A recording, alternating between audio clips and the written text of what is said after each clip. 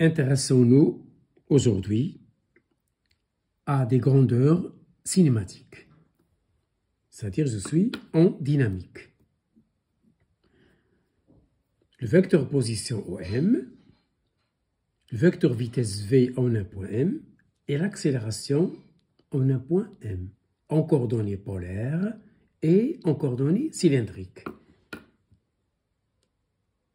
Et je commence par 1. Je rappelle que le vecteur position OM, ou bien le rayon vecteur, on dit vecteur position, ou bien rayon vecteur petit r avec flèche. En coordonnées cartésiennes, le voilà, vous l'avez déjà vu au lycée, OM, c'est XI plus YJ plus ZK. Ça, c'est en coordonnées cartésiennes. En coordonnées polaires, voilà, je fais un petit schéma. Coordonnées polaires, ça veut dire j'ai l'angle θ et le vecteur position OM. C'est-à-dire, je peux avoir là un glissement, une translation, et là une rotation. Donc, θ et R. Donc, les coordonnées polaires sont Rθ. R, c'est la norme du vecteur position, et l'angle θ de rotation. Donc, il faut toujours chercher OM pour déduire la vitesse et l'accélération. La première des choses à faire, c'est chercher OM. Donc, ici, OM dans ce cas, voilà, OM. C'est sa norme R suivant la direction ER, suivant le vecteur de base ER. Tout à l'heure, on a travaillé dans la base IJK en général. Ici, on va travailler dans la base Rθ et K. Donc, j'ai laissé tomber K, j'ai gardé seulement le plan, c'est plus facile. D'ailleurs, le polaire, il n'y a pas de K, on projette, c'est les coordonnées cylindriques qui vont intervenir la troisième dimension. Donc, les coordonnées polaires, le vecteur OM, c'est R suivant ER. Donc, ER et Eθ, c'est la base des coordonnées polaires. Ils sont toujours liés au point M. ER, il dirige OM, le vecteur, et Eθ, il dirige la rotation θ, Eθ.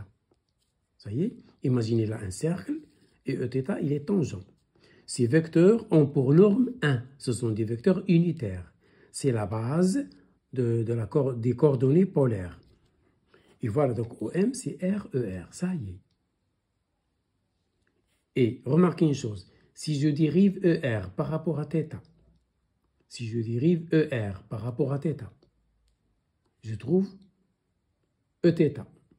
Voilà. ER, si je dérive, ça veut dire que je fais une rotation par rapport à θ, c'est-à-dire que je tourne. Si je tourne de ER dans ce sens, je tombe sur θ, c'est Eθ. Alors que si je fais l'inverse, si je dérive Eθ, c'est-à-dire je fais tourner le vecteur Eθ, je fais varier le vecteur Eθ, je tourne dans ce sens. Donc c'est moins et je tombe sur ER, mais avec un signe moins. Ça, il faut l'apprendre par cœur. Donc, coordonnées polaires.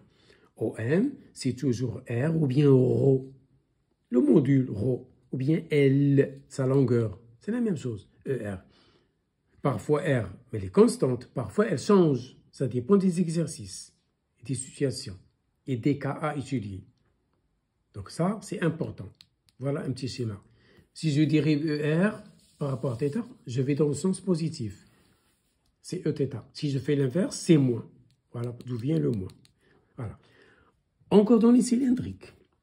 Voilà, je m'intéresse ici dans ce premier paragraphe au vecteur position. C'est la base, c'est le départ.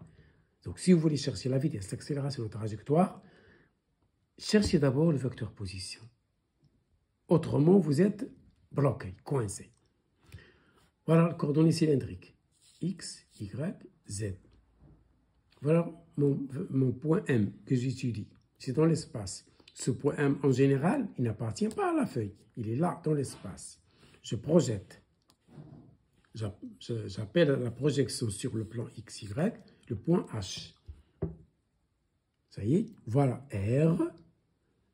Et je projette M sur le plan au point H. Donc, ici, il y a un angle que j'appelle phi. Et cette longueur, je l'appelle ρ.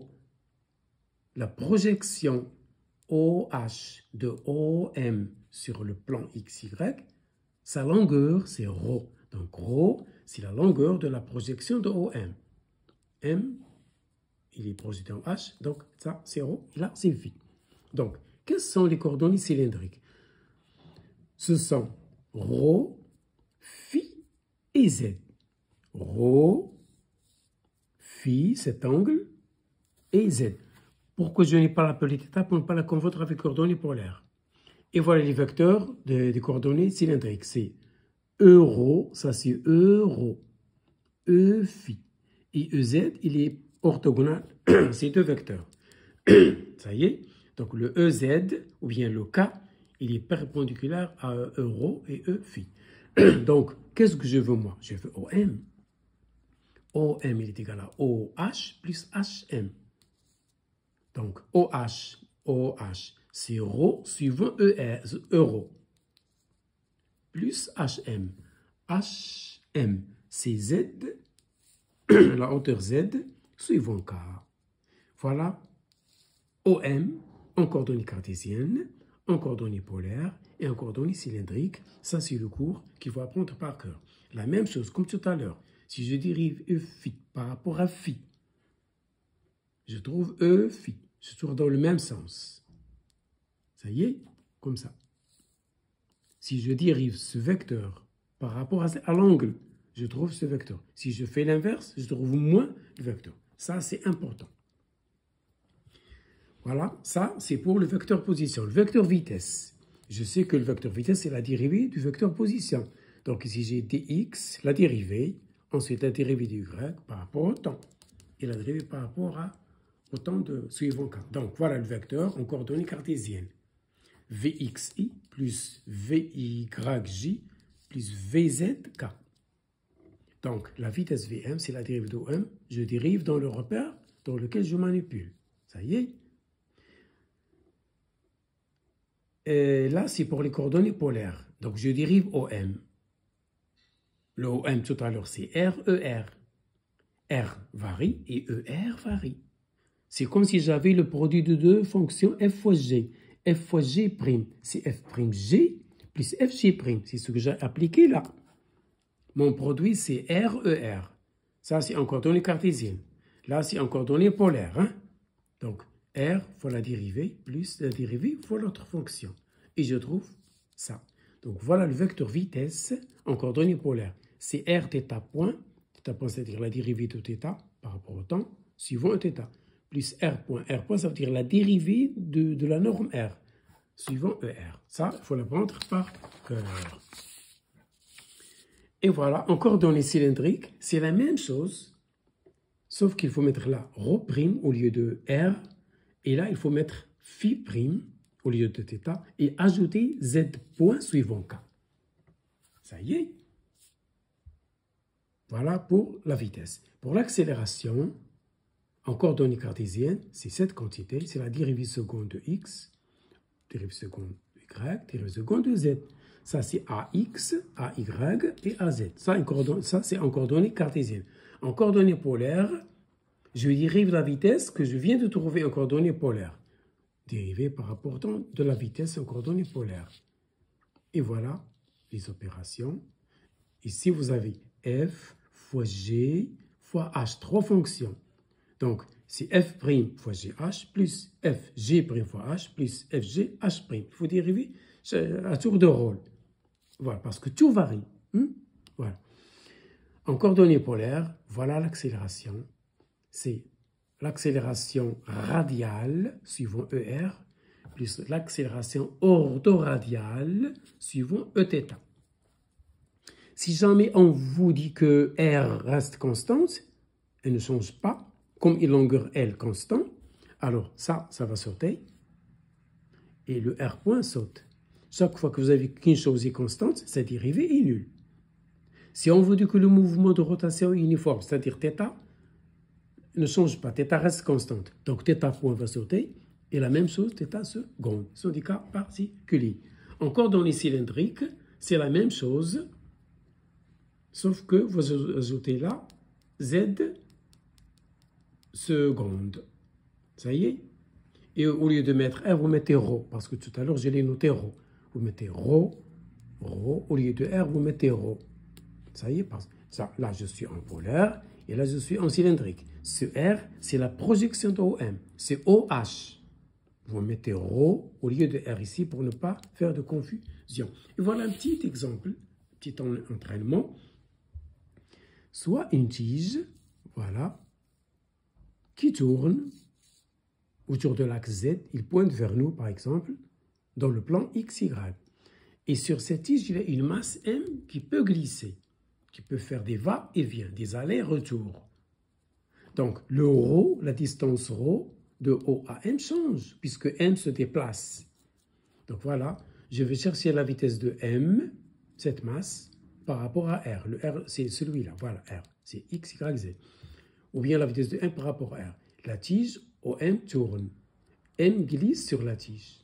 Et voilà la base, ρ, c'est dans ce sens, la tige, et Eθ, c'est là. C'est un petit rappel. Donc je veux la vitesse, ça y est.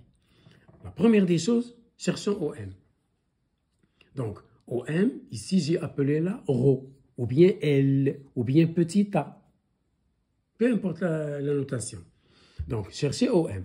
OM, c'est ρ suivant euro. Or, la vitesse, c'est la dérivée de cette quantité. On dérive cette quantité parce que ρ change dans le temps. Euro change dans le temps. Tout change dans le temps, parce que tout tourne, ou bien glisse. Je trouve ça, plus ceci. Voilà, ρ, ensuite je dérive là. Ici, pour dériver euro par rapport au temps, parce que euro ne dépend pas directement du temps. Je dois intercaler θ ici. Si je simplifie, je trouve la même chose. Donc ici, vous êtes obligé de faire intervenir le paramètre θ. Et voilà la vitesse de cette masse M qui glisse sur cette tige qui elle-même tourne dans le plan. Petite remarque, et on va terminer. Si M ne glisse pas, alors ρ point est égal à 0, car ρ reste constante. Et donc la vitesse devient V de M égale ρ θ point, suivant Eθ. C'est la vitesse que vous avez vue en classe terminale. La vitesse angulaire, c'est R oméga. Voilà R et voilà oméga. Et voilà pour aujourd'hui.